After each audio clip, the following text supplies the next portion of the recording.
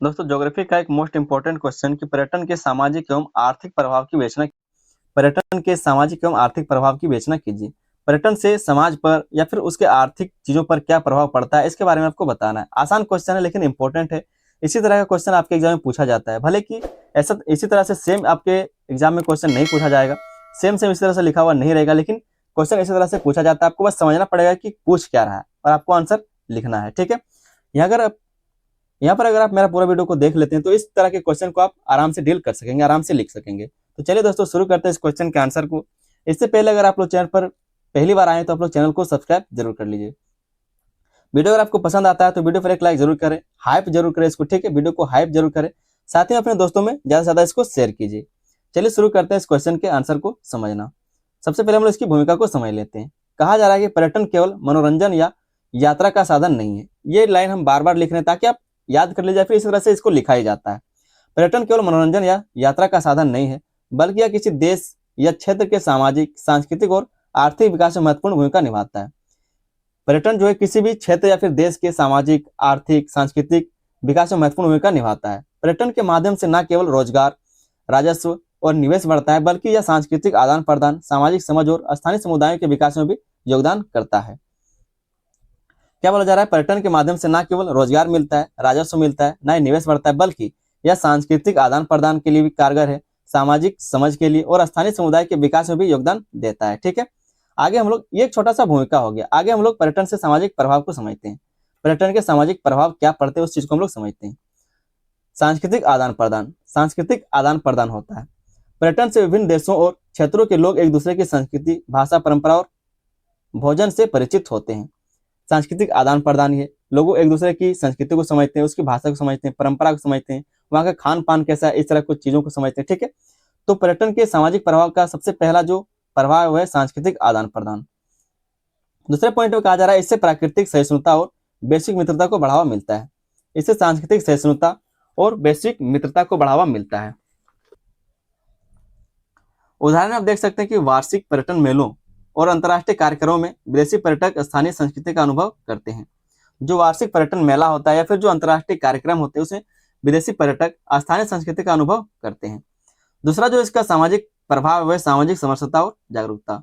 सामाजिक समरसता और जागरूकता, समरसता का मतलब क्या होता है इसको आप समझ लीजिए। समरसता का मतलब होता है कि सामंजस्य, तालमेल। ठीक है, मेल जोल, तो सामाजिक मेल जोल और जागरूकता। इसमें कहा जा रहा है कि पर्यटन सामाजिक समानता को बढ़ावा देता है, क्योंकि सभी वर्गों और जातियों के लोग समान रूप से पर्यटन गतिविधियों में भाग लेते हैं।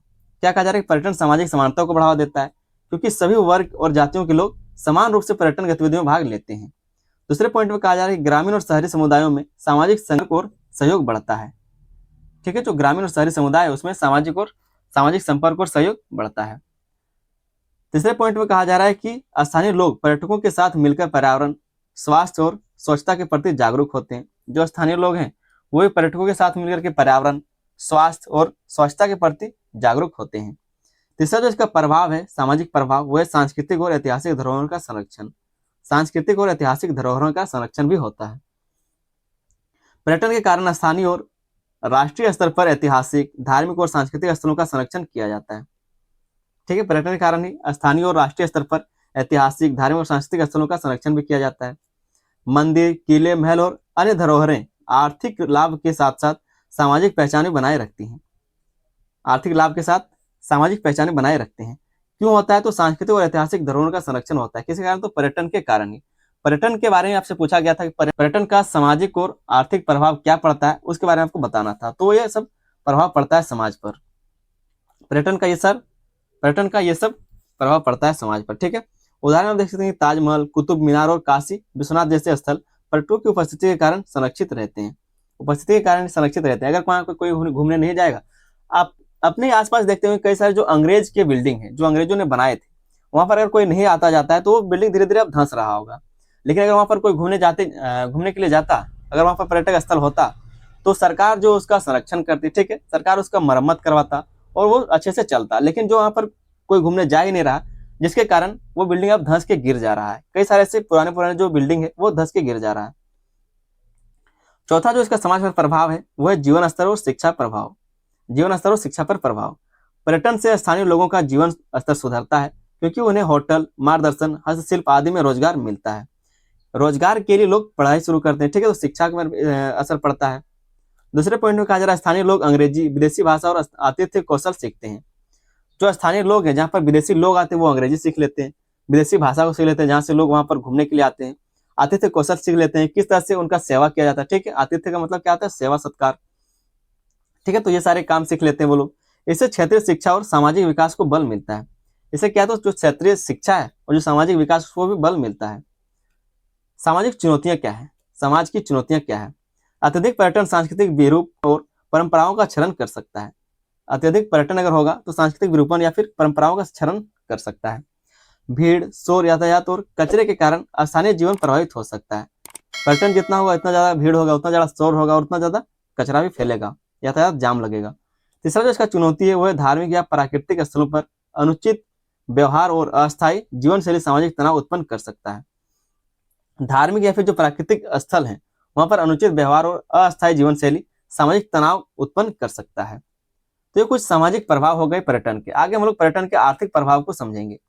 पर्यटन के आर्थिक प्रभाव, पहला जो इसका आर्थिक प्रभाव है रोजगार सृजन, लोगों को रोजगार मिलना। पर्यटन प्रत्यक्ष और अप्रत्यक्ष रूप से रोजगार उत्पन्न करता है।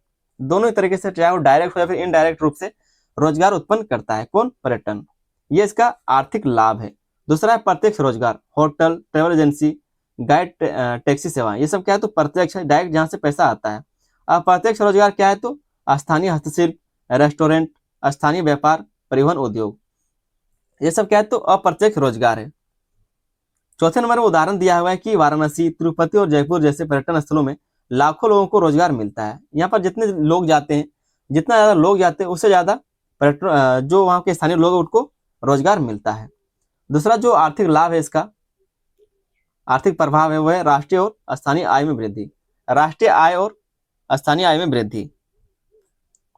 पहले पॉइंट में कहा जा रहा है कि इसमें कहा जा रहा है कि पर्यटन राज्य और राष्ट्रीय स्तर पर राजस्व उत्पन्न करता है। पर्यटन जो है राज्य और राष्ट्रीय स्तर पर राजस्व उत्पन्न करता है, ठीक है, क्योंकि जितना लोग घूमने जाएंगे वहां से टैक्स लिया जाएगा, शुल्क लिया जाएगा, वहां से जो लोग सामान खरीदेंगे उससे टैक्स आएगा, ठीक है, बहुत सारा कमाने का जरिया हो जाता है। टैक्स, होटल शुल्क, पार्क प्रवेश शुल्क, टिकट और सेवाओं से सरकार को लाभ होता है।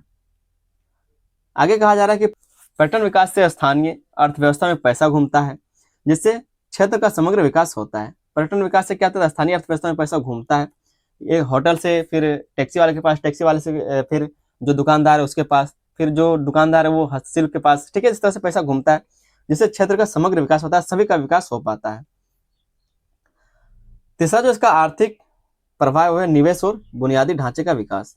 निवेश और बुनियादी ढांचे का विकास, पर्यटन के कारण सड़क, रेलवे, हवाई मार्ग, होटल, अस्पताल और मनोरंजन स्थल विकसित होते हैं।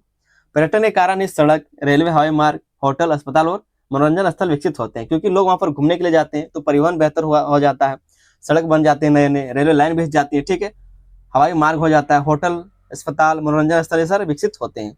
तो इससे क्या होता है, पैसा आता है, ये सब क्या आर्थिक प्रभाव है इसके। दूसरे पॉइंट में कहा जा रहा है कि इससे न केवल पर्यटक सुविधा बढ़ती है बल्कि स्थानीय लोगों का जीवन स्तर भी सुधरता है। अभी आप देख सकते हैं, अगर आप लोकल लोग हैं, ठीक है, झारखंड के अगर लोग हैं, अगर आप देवघर से देख रहे हैं तो आप देखते हो कि देवघर में एक नया हॉस्पिटल खुला है, एम्स, ठीक है, एम्स खुला है, तो एम्स के आसपास आप देखेंगे बहुत सारा झोपड़पट्टी खुल गया, बहुत सारे दुकान खुली, बहुत सारा होटल, रेस्टोरेंट, पार्किंग, ये सारे खुल चुके हैं।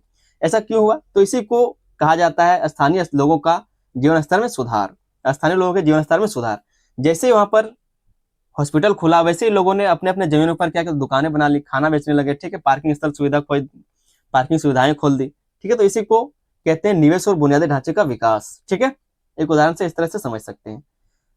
तीसरा है हमारा, तीसरे पॉइंट में उदाहरण दिया हुआ है, समझ सकते हैं, चार धाम परियोजना जो उत्तराखंड से क्षेत्रीय विकास और निवेश बढ़ा है, ठीक है। चौथा जो इसका आर्थिक प्रभाव है वह है अंतर्राष्ट्रीय मुद्रा और विदेशी निवेश। अंतर्राष्ट्रीय मुद्रा और विदेशी निवेश, पर्यटक देश में मुद्रा लाते हैं जिससे विदेशी मुद्रा अर्जन होता है। विदेशी जो भी विदेशी हमारे देश में घूमने के लिए आते हैं वो अपने देश का पैसा यहाँ पर लाते हैं और यहाँ पर खर्च करते हैं, जिससे विदेशी मुद्रा हमारे पास अर्जन होता है, कमाते हैं। विदेशी निवेशकों द्वारा होटल, रिजॉर्ट और पर्यटन सुविधाओं में निवेश बढ़ता है। जो विदेशी निवेशक है वो क्या करते हैं, हमारे देश के होटल में, रिजॉर्ट में, पर्यटन सुविधाओं में अपना निवेश करते हैं, ठीक है, अपने पैसों को लगाते हैं।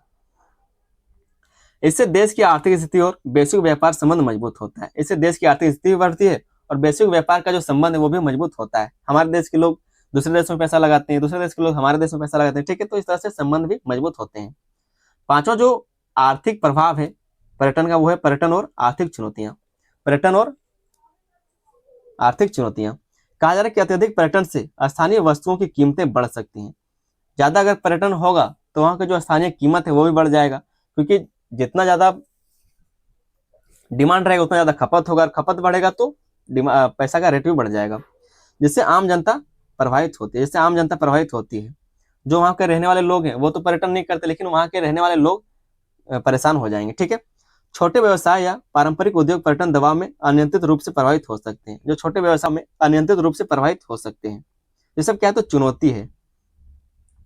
तीसरा जो चुनौती है इसका वो पर्यावरण और बुनियादी ढांचे पर दबाव अधिक होने पर दीर्घकालिक आर्थिक नुकसान हो सकता है। पर्यावरण और बुनियादी ढांचे पर दबाव अधिक हो जाएगा तो दीर्घकालीन आर्थिक नुकसान भी हो सकता है। कई सालों तक हो सकता है कि वो स्थान बंद रह जाए, ठीक है। तो इस तरह से नुकसान भी हो सकता है।